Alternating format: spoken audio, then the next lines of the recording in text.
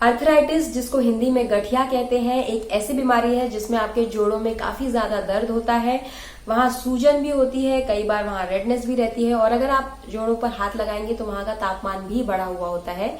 बढ़ती उम्र के साथ इस बीमारी के होने के चांसेस बढ़ जाते हैं और पुरुषों के मुकाबले ये बीमारी औरतों में ज्यादा, महिलाओं में ज्यादा होती है, स्पेशली आफ्टर मेनोपॉज, क्योंकि मेनोपॉज के बाद जो हार्मोनल चेंजेस होते हैं उसकी वजह से इस बीमारी के होने के चांसेस बढ़ जाते हैं। कुछ न्यूट्रिएंट्स का एब्जॉर्प्शन आपकी बॉडी में कम हो जाता है जिसकी वजह से इस बीमारी के होने के चांसेस बढ़ते हैं।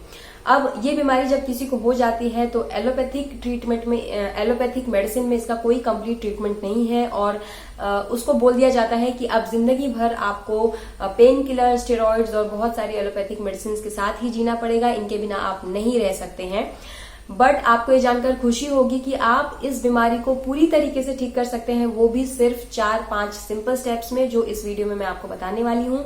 इस वीडियो में हम बात करने वाले हैं इसके कॉजेस की, क्या इसके कॉज है, क्यों ये बीमारी होती है और इसको ठीक करने के लिए फिर diet, lifestyle, exercise, home remedies और आयुर्वेदिक मेडिसिन। इस वीडियो की रिक्वेस्ट मेरी एक व्यूअर ने की थी, तो ये वीडियो उनके लिए है और बहुत से लोगों के लिए आई एम श्योर ये वीडियो यूजफुल होगी, तो वीडियो को शेयर जरूर करिएगा ज्यादा से ज्यादा लोगों तक। वीडियो पे मैंने बहुत ज्यादा मेहनत की है, तो अगर आपको थोड़ी भी पसंद आए तो लाइक जरूर करिएगा। सबसे पहले बात करते हैं कॉजेस की, ये बीमारी होती क्यों है।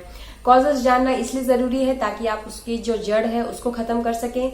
सबसे बड़ा कॉज जो कि ज्यादातर बीमारियों का होता है वो है स्ट्रेस। जब आप बहुत ज्यादा स्ट्रेस लेते हैं तो आपकी बॉडी में कॉर्टिसोल नाम का हार्मोन बढ़ता है जिसकी वजह से इन्फ्लेमेशन बढ़ता है। अब अर्थराइटिस 2 टाइप का होता है, एक ऑस्टियोआर्थराइटिस, एक रूमेटॉइड अर्थराइटिस। दोनों के टाइप्स जो ऑल्दो अलग हैं पर रीजन इन दोनों बीमारियों का है इन्फ्लेमेशन। बढ़ा हुआ इन्फ्लेमेशन आपकी बॉडी में कई सारी बीमारियों को पैदा करता है। स्ट्रेसफुल कंडीशंस को आप अवॉइड नहीं कर सकते हैं, आपके आसपास क्या हो रहा है उसको आप अवॉइड नहीं कर सकते हैं, पर आप उन चीजों को रिस्पॉन्ड कैसे करते हैं, उस पर क्या रिएक्ट करते हैं, स्ट्रेस को अपने मैनेज कैसे करते हैं, ये जरूर आपके हाथ में है। तो प्लीज इस पे काम करिए। हर वक्त अगर आप स्ट्रेस में रहेंगे तो अर्थराइटिस क्या और बहुत सारी बीमारियों का घर हो सकता है आपका शरीर। सो मेक श्योर कि आप अपने स्ट्रेस पे काम करें, स्ट्रेस को मैनेज करना सीखें और ये बहुत ज्यादा मुश्किल भी नहीं है, इसको आप कर सकते हैं अगर आप चाहें तो। दूसरा बहुत बड़ा कारण है ओबेसिटी।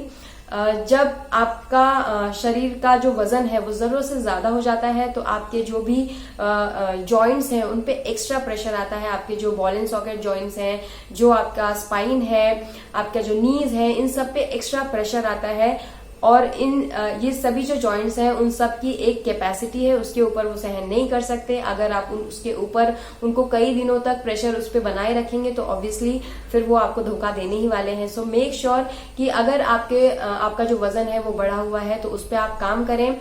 आप सस्टेनेबल तरीके से, नेचुरल तरीके से और बहुत सेफ वे में अपने वजन को कम करें।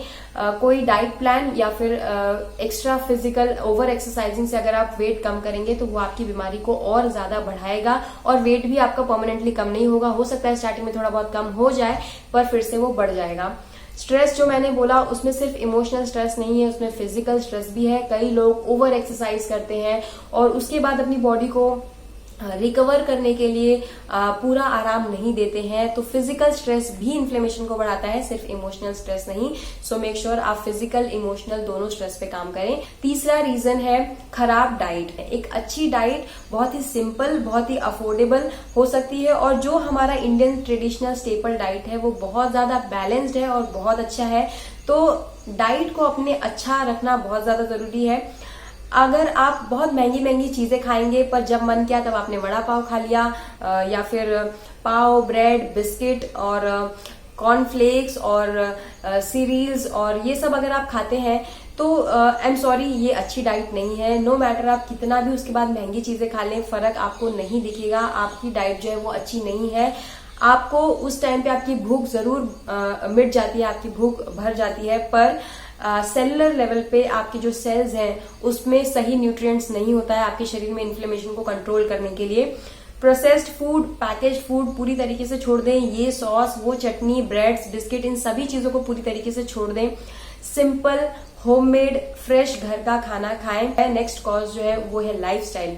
जब आपके सोने उठने का टाइम सही नहीं है, खाने पीने का टाइम सही नहीं है, आप अननेसेसरी इमोशनल स्ट्रेस लेते हैं, हर वक्त परेशान रहते हैं, आपकी लाइफस्टाइल अगर खराब है, अगेन इन्फ्लेमेशन बढ़ेगा और अर्थराइटिस होगा। सो मेक श्योर आपके सोने उठने का टाइम फिक्स करें। आप फिक्स करना मतलब रोज रात को अगर आप 3 बजे सोएंगे और सुबह 11 बजे उठेंगे तो वो नहीं चलेगा। आपको टाइम पर सोना है, रात को जल्दी सोना है, सुबह जल्दी उठना है, खाना टाइम पर खाना है, एक्सरसाइज करने का एक टाइम रखना है। और एक चीज, जब आपकी डाइट खराब होती है, आपका लाइफस्टाइल सही नहीं होता है और आपके एक्टिविटी लेवल सही नहीं होते, यानी दिन भर आप बहुत ज्यादा सेडेंट्री लाइफ जीने लगते हैं, ये सभी का कारण की वजह से आपको हार्मोनल इम्बैलेंस हो जाता है। हार्मोनल इम्बैलेंस अगेन इन्फ्लेमेशन को बढ़ाता है। तो मेक श्योर अगर आपको हार्मोनल इम्बैलेंस ऑलरेडी है तो आप उस पर काम करें। मुझे पास्ट में पीसीओडी और हाइपोथायरॉइड ये दोनों ही प्रॉब्लम्स थे। पूरी तरीके से मैं उसको ठीक कर चुकी हूँ। पीसीओडी को मैंने कैसे ठीक किया उसकी वीडियो ऑलरेडी अपलोडेड है। सो अगर वो वीडियो आपने नहीं देखी तो जरूर देखिएगा, उसके लिंक मैं आपको डिस्क्रिप्शन बॉक्स में दे दूंगी। अब जो लास्ट एक कॉज है वो है एसिडिटी, कॉन्स्टिपेशन। अगर आपका डाइजेस्टिव सिस्टम सही काम नहीं कर रहा है, अगेन बहुत सारी बीमारियों का घर आपका शरीर बन सकता है। अब एसिडिटी, कॉन्स्टिपेशन कैसे? कॉन्स्टिपेशन जब आपको होता है तो आपके शरीर में जो टॉक्सिन्स हैं, जो वेस्ट है, उसका एक्यूमुलेशन होता है, उसका जमाव होता है, जिसकी वजह से अगेन इन्फ्लेमेशन बढ़ता है। जब आप मोशंस पास करते हैं, जब आप स्टूल पास करते हैं, उसके बाद अगर आपको रेक्टम में बर्निंग सेंसेशन हो रही है तो आपकी बॉडी में जरूरत से ज्यादा एसिडिटी है। आपका जो अंदर का बॉडी का एनवायरनमेंट है वो एसिडिक हुआ है और आपको उसको कम करने की जरूरत है। आपका जो पेट है वो एसिडिक होता है, उसका जो पीएच है वो 3 to 3.5 के बीच में होता है। वो जरूरी है ताकि आपके खाने को पचाया जा सके। वो एसिड जो है पेट में वही खाने को पचाता है। पर जब ये एसिड आपके ब्लड में आता है, आपका ब्लड जो है वो अल्कलाइन होता है, उसका पीएच 7 to 7.5 के बीच में होता है। आपने जो कुछ खाया है उस न्यूट्रिएंट को ब्लड से सर्कुलेट करने के लिए बहुत ज्यादा जरूरी है कि ब्लड का जो पीएच है वो सही रहे। अब ब्लड का पीएच खराब हो जाता है जब आप एसिडिक न्यूट्रिएंट्स ब्लड में ऐड करते हैं। तो ब्लड का जो नेचुरल डिफेंस सिस्टम है वो अपने पीएच को सही करने के लिए अपनी बॉडी के जो अल्कलाइन बफर्स हैं उनको यूज करता है। क्या है ये अल्कलाइन बफर्स? कैल्शियम जो है वो बहुत ही अल्कलाइन मिनरल है। तो जब ब्लड में एसिडिटी बढ़ती है तो वो इस कैल्शियम को लीच करता है।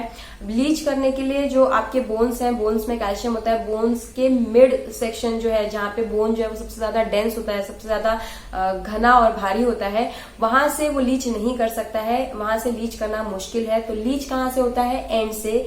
वहां से कैल्शियम को निकालना बहुत आसान है, पर इस लीचिंग के वजह से आपके जो जॉइंट्स हैं वो वीक हो जाते हैं।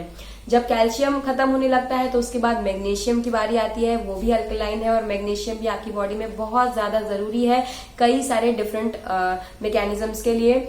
सो आई एम श्योर आप समझ गए होंगे कि क्यों कैल्शियम और विटामिन D3 की कमी हो जाती है। अब कैल्शियम और vitamin D3 one of the major cause है अर्थराइटिस का। जब कैल्शियम की कमी होगी तो बट ऑब्वियस है कि विटामिन D3 की भी कमी होगी, क्योंकि विटामिन D3 को आपकी बॉडी में एब्जॉर्ब करने के लिए कैल्शियम जरूरी है। अर्थराइटिस ये जो बीमारी है ये वात दोष के बढ़ने की वजह से होती है और अगर आपको इस बढ़े हुए वात को कम करना है, इस इम्बैलेंस को सही करना है, तो आपको ऐसा खाना नहीं खाना है जो कि बॉडी को बहुत ज्यादा कूल करते हैं, जो पचने में आसान है, जो आपकी बॉडी को गर्माहट देगा, ऐसा खाना आपको खाना है।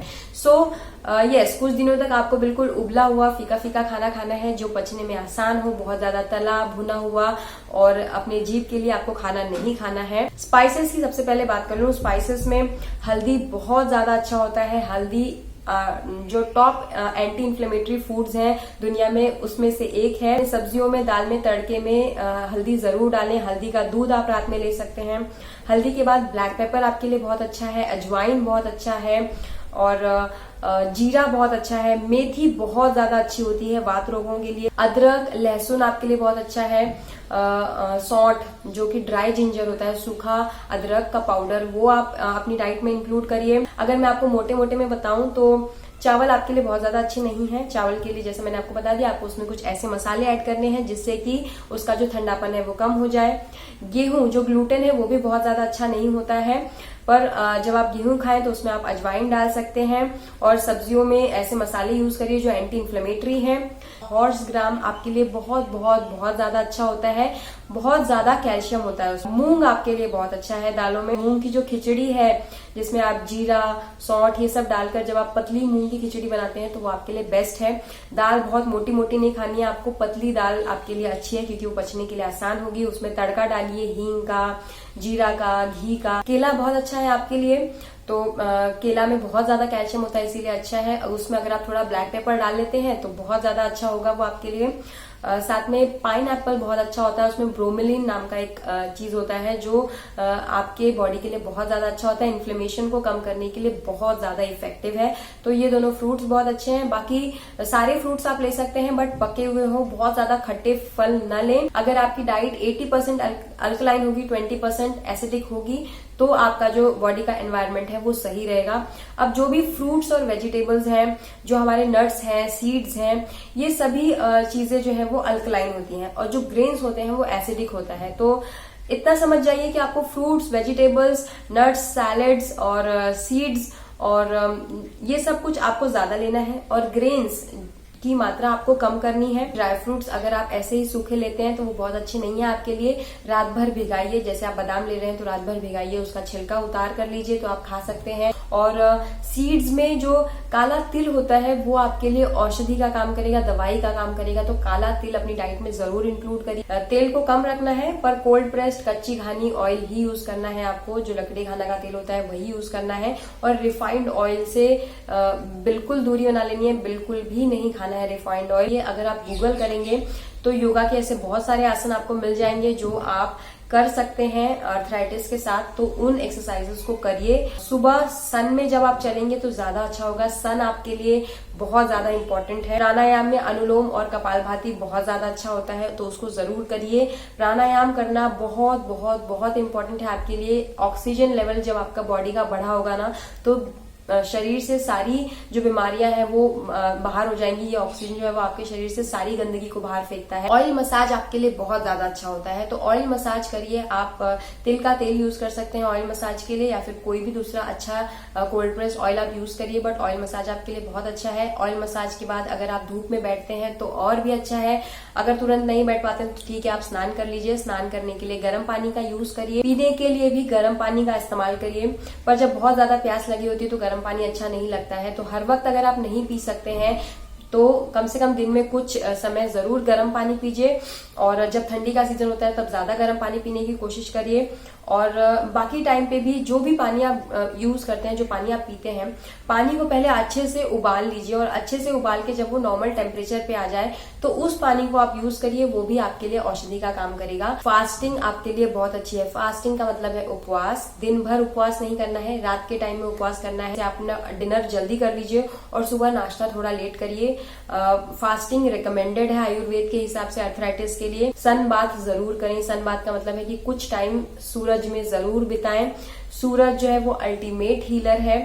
सूरज की जो एनर्जी है वो हर तरीके की बीमारी को ठीक कर सकती है। जो अर्ली मॉर्निंग होती है उस वक्त, या फिर अगर सुबह आपके लिए पॉसिबल नहीं है तो फिर लेट इवनिंग जब सन जो सूरज है वो ढलता है उस वक्त। अब मैं बात करूंगी कुछ घरेलू नुस्खों की। क्या है ये नुस्खे? सबसे पहली चीज है मेथी। जैसा कि मैंने आपको पहले ही बताया इसके बारे में। मेथी आपको रात को भिगा देना है, सुबह उसको पानी को भी पी लेना है और चबा चबा कर खाना है। 1 चम्मच मेथी आपको यूज करनी है। इसके बाद और एक चीज है चूना। जो पान में जो चूना लगता है, पान वाले की दुकान से आपको आसानी से पंसारी की दुकान पे मिल जाएगा। चूना लाइए। चूना आपको आप इसमें पानी में मिलाकर लेना है। आपको दिन में किसी भी टाइम पे ले सकते हैं चूना, लेकिन कितना लेना है उसका ध्यान जरूर दीजिए। गेहूं का जो दाना होता है लगभग उतना ही, उससे ज्यादा बिल्कुल भी नहीं। चूना बहुत हाई होता है कैल्शियम में और वो आपकी कैल्शियम की जो डेफिशिएंसी है उसको ट्रीट करेगा। अगर आपके आसपास हर श्रृंगार का पेड़ है तो उसके पत्ते आपके लिए औषधि से कम नहीं है। आपको 7-8 पत्ते लेने हैं रोज सुबह। उसको आप क्रश कर लीजिए, कूट लीजिए। कूटने के बाद आप उसको छान लीजिए जिससे कि उस पत्तियों में जो रस है वो पानी में उतर जाएगा। फिर आप उसको छान के ये पी जाइए। ये आप दिन में 2 बार भी कर सकते हैं, सुबह 1 बार, शाम को 1 बार। नहीं तो सुबह 1 बार जरूर करिए। हर श्रृंगार जो है वो बहुत ज्यादा क्षारीय होता है, जिसकी वजह से वो आपके वात दोष को कम करने में बहुत ज्यादा अच्छा काम करता है। तो अगर आपका अभी कुछ ही टाइम हुआ है, आपको ये बीमारी हुई है, तो आप सिर्फ इन नुस्खों को अगर आप करते हैं, 5-6 चीजें जो मैंने आपको बताई इनको करते हैं, तो इससे ही आपका जो प्रॉब्लम है वो ठीक हो जाएगा। 3-4 महीना हो सकता है लगे, पर पूरी तरीके से ठीक हो जाएगा। आपको आयुर्वेद की दवाइयां लेने की भी जरूरत नहीं पड़ेगी। और एक घरेलू नुस्खा मैं आपको बताती हूँ, पर ये आपको रोज नहीं करना है। ये आपको उस वक्त करना है जब आपको बहुत ज्यादा कब्ज लगे, जब आपको कब्ज की शिकायत हो, उस वक्त आप करिए। और जब आप ये सब कुछ स्टार्ट करेंगे, ये सब कुछ ट्रीटमेंट स्टार्ट करेंगे, उसके पहले एक बार इस चीज को जरूर करिए। अरंडे का तेल आपको यूज करना है। आपको 1 गिलास दूध ले लीजिए और उसमें आप 30 ml अरंडे का तेल ऐड कर लीजिए। पानी में भी ले सकते हैं। उसको आप मिक्स करके इसको आप पी जाइए रात में। सुबह आपको लूज मोशंस लगेंगे, उस दिन बहुत ज्यादा प्लान मत करिए कुछ। अगर रात में लेना भूल जाते हैं तो सुबह ब्रेकफास्ट के बाद भी आप इसको ले लीजिए। ब्रेकफास्ट के 40 मिनट्स बाद इसको ले लीजिए और फिर आपको दस्त लगेगी। आपका जो पेट है वो पूरा तरीके से साफ होगा, सारे टॉक्सिन्स आपके बॉडी के निकलेंगे इस क्रिया के बाद। और उस दिन आपको बहुत हल्का खाना है, सिर्फ मूंग की खिचड़ी वगैरह ऐसा ही लेना है आपको। तो ये आपको एक बार जरूर करना है जब आप इन घरेलू नुस्खों को स्टार्ट करेंगे उसके पहले। और स्टार्ट करने के बाद आप इन घरेलू नुस्खों को ट्राई करिए, महीना भर करिए। उसके बाद फिर एक बार वापस अपने शरीर की शुद्धि करिए कैस्टर ऑयल को यूज करके। और ऐसे भी साल में 4 से 5 बार इस चीज को जरूर करनी चाहिए। अब फाइनली मैं आपको बताती हूँ आयुर्वेद की दवाइयां, जिसका इस्तेमाल करके आप पुराने से पुराना गठिया भी ठीक कर सकते हैं। इसमें 3 हिस्सों में मैंने इसको डिवाइड किया है। एक तो आपको खाली पेट सुबह सुबह लेनी है, सुबह में और शाम को 2 टाइम आपको ये चीजें लेनी है। दूसरी है जो खाने के जस्ट आधे घंटे पहले आपको लेनी है, दिन में 2 बार। और तीसरा चीज होगा जो आपको खाने के कुछ देर बाद लेनी है। अगर आपको हर श्रृंगार का पेड़ अपने आसपास नहीं मिलता है तो आप पारिजात क्वाथ का भी यूज कर सकते हैं। और अगर आपकी बीमारी अभी अभी स्टार्ट हुई है या बहुत ज्यादा नहीं हुई है, तो आप पारिजात क्वाथ सिर्फ अगर यूज करते हैं दिन में 2 बार, तो उससे भी आपका बीमारी जो है पूरी तरीके से ठीक हो जाएगा। बट नहीं, रिजल्ट थोड़ा जल्दी चाहते हैं, बीमारी बहुत ज्यादा बढ़ गई है, तकलीफ बहुत ज्यादा हो रही है, तो आपको फिर ये सारी मेडिसिन लेनी पड़ेगी। तो आपको क्या करना है, पारिजात क्वाथ, पीड़ांता क्वाथ और दशमूल क्वाथ, इन तीनों के 1-1 चम्मच लेने हैं। 3 गिलास पानी में अच्छे से उबालना है जब तक 1 गिलास रह जाए। और इसको आपको पीना है दिन में 2 बार, मॉर्निंग में और इवनिंग में। और इसको आपको अगर पहले ही भिगा देते हैं तो एफिशिएंसी और ज्यादा बढ़ जाएगी। जैसे सुबह का जो पीना है वो आप रात में भिगा दीजिए और शाम में जो पीना है वो आप सुबह में भिगा दीजिए। इसके बाद कम से कम आधा पौना घंटा आपको कुछ नहीं खाना है। उसके बाद आप अपना मील जो है वो ले सकते हैं। इसके बाद लंच और डिनर के पहले आधे घंटे कम से कम पहले आपको शल्यकी का टैबलेट लेना है। 2 टैबलेट दिन में 2 बार, लंच के आधे घंटे पहले और डिनर के आधे घंटे पहले। अगर आप पहले लेना भूल जाते हैं तो खाने के 2 घंटे बाद भी ले सकते हैं। उसके बाद आप अपना मील लेंगे आधे घंटे बाद, लंच और डिनर दोनों भी। तो उसके आधे पौने घंटे बाद आपको 2 चीजें लेनी है। एक तो आपको लेना है त्रिफला 1 चम्मच पाउडर आपको लेना है। पाउडर फॉर्म में लेंगे तो ज्यादा अच्छा है, नहीं मिल रहा, नहीं आप ले सकते हैं तो टैबलेट फॉर्म में लीजिए। 1 चम्मच लेना है आपको, गर्म पानी के साथ मिक्स करके ले सकते हैं या ऐसे भी ले सकते हैं। और आपको लेना है योगराज गुगुल, ये भी टैबलेट्स हैं योगराज गुगुल। इसके 2 टैबलेट्स दिन में 2 बार, यानी कि लंच और डिनर दोनों के आधे घंटे बाद 2-2 टैबलेट्स आपको लेने हैं। तो कितने दिन में रिजल्ट आएगा ये आपको कोई नहीं बोल सकता है, पर यस, अगर आपकी बीमारी कितनी भी ज्यादा होगी, कितनी भी परेशानी वाली होगी, तो अगर आप ये सब कुछ फॉलो करते हैं तो 3-4 महीने के अंदर रिजल्ट आपको दिखेगा। रिजल्ट आपको मिलेगा, पूरी तरीके से ठीक होगा 3-4 महीने में। और 15-20 दिन के अंदर ही आपको रिलीफ मिलेगा। आपकी बॉडी जो है वो हील हो रही है, वो आपको दिखेगा सिर्फ 15-20 दिन के अंदर। यहाँ खत्म होती है मेरी आज की वीडियो। अगर आपको थोड़ी भी पसंद आई होगी तो प्लीज लाइक करिए, शेयर करिए ज्यादा से ज्यादा लोगों के साथ, और नीचे वो जो सब्सक्राइब का बटन है उसको हिट करिए ताकि आप मेरे चैनल के ऐसे और भी यूजफुल और इन्फॉर्मेटिव वीडियोस देख सके। मैं जल्द आपको मिलूंगी अपनी एक नई वीडियो के साथ। तब तक के लिए take good care of yourself and thank you for watching. Bye bye.